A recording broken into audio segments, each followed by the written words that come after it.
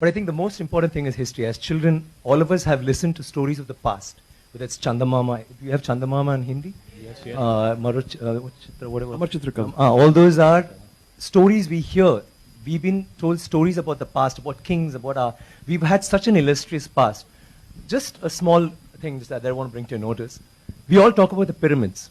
And how could they have possibly built it? How did they do it so many years ago? But do you know that in India, we have so many temples, but the highest, the one with the highest Gopuram is there in Tanjavur, which is where the Chola dynasty had happened, and his role, Rajaraja Cholan, had built it. That particular temple has the highest Gopuram in the whole world. The top stone alone, it's a single stone that weighs 80 tons. 80 tons, not 1 ton or 2 tons. And how did they do it? But do we know that? We all go to the pyramids, we go see the Leaning Tower of Pisa. Someone said something very nicely. He said, we are actually appreciating a building that doesn't stand. It's falling over and wow, let's take a picture, let's take a selfie, and we're getting excited. But we have temples today that stand and they didn't use plaster. Do you know that for this particular stone, they had to use a ramp, which was 6 kilometers long, which was pulled by bulls, elephants, and people. 6 kilometers long to get it up there, without any machinery, without any cranes, without anything. And they didn't have plaster. It's withstood 6 earthquakes. You know what happens when an earthquake comes? Without plaster. What they have done is they have an outer wall, then inside that they have a corridor of 6 feet, which is an open, just a corridor, and then they have another structure inside which goes all the way to the top, which is why they can withstand earthquakes, which is why they stood so long.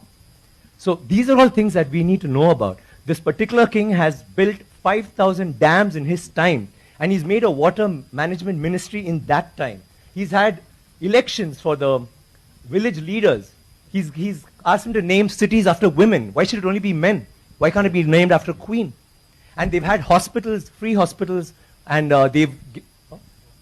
and he actually brought loans. I mean, he used to give loans. He used to help people get dignity, not just throw money around. So this is something that's so illustrious. And this happened in the 9th century. I'm sorry I'm taking so much time. It happened in the 9th century when the rest of the world, you talk about superpowers today, the 9th century all this happened when we had the biggest maritime naval thing in the world.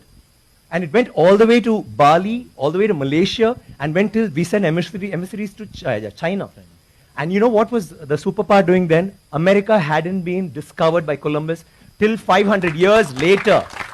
So think about our culture, think about how advanced we were. We need to be proud of this. It's nothing to do with North India, South India, West India, East India. It is, we are Indians. And we need to feel proud about that. And England is so illustrious, but Englands were invaded by the Vikings, and the Europe was in the dark ages during the 9th century. They had nothing going on. So don't you think we should celebrate history? Absolutely, absolutely. Thank you very much. Thank you. I need water, please.